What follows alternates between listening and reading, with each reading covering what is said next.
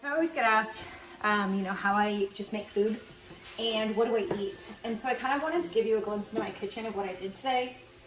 I was craving Italian meat, and I will often make spaghetti, which I have a video on my channel, but I just wanted stuffed mushrooms and meat.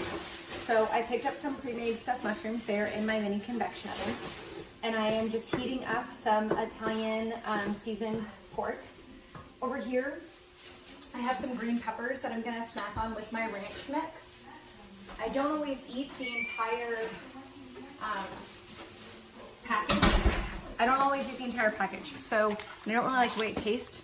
So I will put this in about 3/4 of it, and then the other amount of sour cream I will have in a separate Tupperware.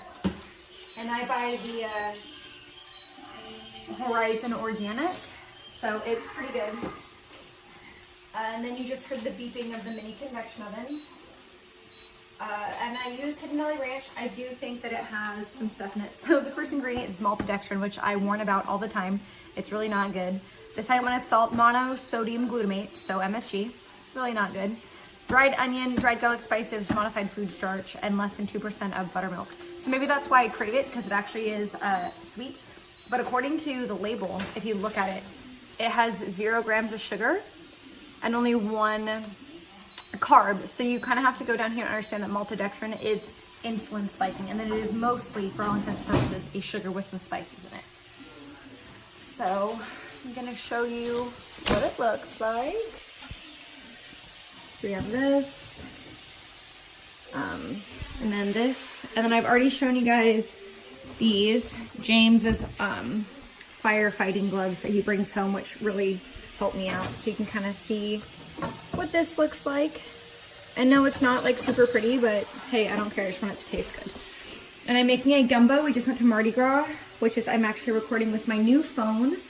And I was just talking about my farm fresh eggs that I just picked up from local farm. We got some local organic, well, you know, grass-fed, all that jazz, heavy cream. It's our favorite. So it's raw cream, and my friends that can't have like lactose are able to have that. So I eat this with this, and then I'm gonna chop up green beans, celery, and carrots for my gumbo. I'm gonna use up the red onion because I like the flavor. And I always have a big bag of onions at the bottom of here, kind of a glimpse of my pantry. I have tomato basil for if I want to add it to that sausage that I'm having for dinner tonight. I'm gonna grab some of this for the gumbo and one of the big jars, if I could find it, of my crushed tomatoes. But we'll come over here real quick. It's gonna be a Blair Witch Project today. And I'm gonna show you the meats. So I put chicken that I'm defrosting. I have 2 different kinds of shrimp. I really wanted to try the wild caught Argentine red shrimp with my Texas Gulf Coast shrimp that I love. I've talked about them before. And then this is organic kielbasa smoked meat. It is beef. I tend to like pork, but I wanted to use beef for this one. But I wanted to show you that even on this one, it does have organic evaporated cane sugar. And then if you go down, it still says 0 grams of sugar for the nutritional fact for a portion, but there's actually sugar in it, which is why I always tell everybody you have to read the label. You can't just trust the nutrition facts. This is per serving size, and I don't know how that makes it 0. How is it 0 of these and 1 carb, whatever. I can hear something going on.